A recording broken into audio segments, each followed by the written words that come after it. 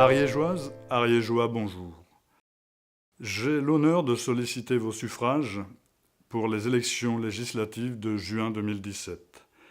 Je suis candidat sur la seconde circonscription de l'Ariège pour la France insoumise.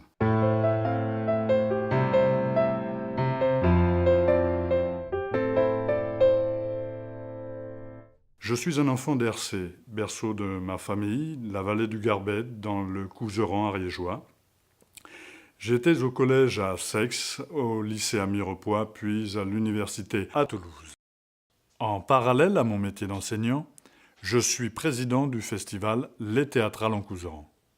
Et depuis le référendum de 2005 sur la Constitution européenne, où on nous a volé notre vote, j'ai rejoint Jean-Luc Mélenchon. Avec lui et d'autres, depuis 10 ans, j'ai participé à la création de plusieurs mouvements de gauche alternative. Ainsi, en Ariège, j'étais l'un des initiateurs de la France insoumise.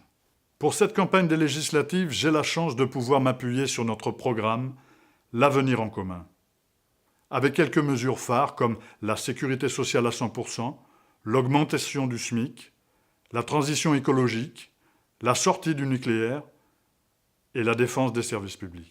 C'est le sens des lois que nous porterons à l'Assemblée nationale avec notre groupe de la France insoumise. Mais je voudrais vous parler aussi de l'Ariège. J'ai rencontré dans le nord de notre département un agriculteur qui s'est converti en bio. Après la santé, l'autre vertu qu'il a découverte, c'est l'emploi. Il a pu créer 5 postes au lieu d'1.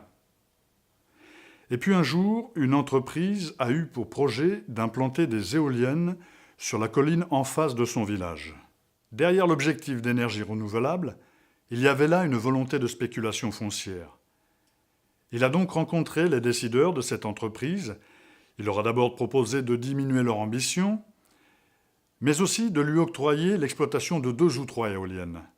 Il a donc créé une association pour gérer cette exploitation, et avec les subsides qu'il recevra, par le biais de la production d'électricité, il ambitionne de couvrir les bâtiments publics de son village, de panneaux solaires notamment, et de rouvrir une école qui avait disparu depuis des dizaines d'années. En nous appuyant sur cet exemple concret, nous pourrions faire de l'Ariège un département pilote de la citoyenneté et de la transition écologique.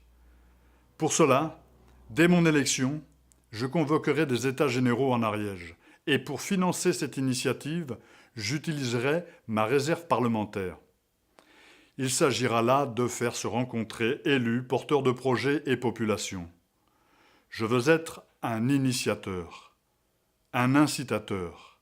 En un mot, je veux redonner la parole au peuple pour qu'il choisisse sa destinée.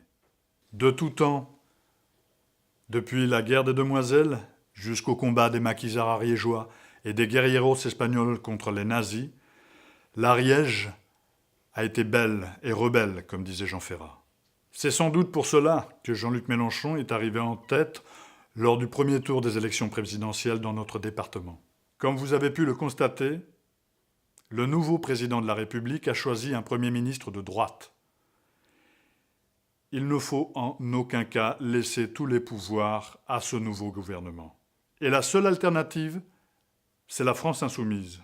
Dorénavant, en face de M. Macron, et pour le bien de notre démocratie, il ne reste qu'une force cohérente, unie autour d'un programme de gouvernement, l'avenir en commun, c'est la France insoumise, dont je suis le porte-parole. C'est pourquoi je vous demande le 11 et le 18 juin de voter pour Michel Larive et Ingrid Lavoine, candidats de la France insoumise sur la seconde circonscription de l'Ariège. Merci.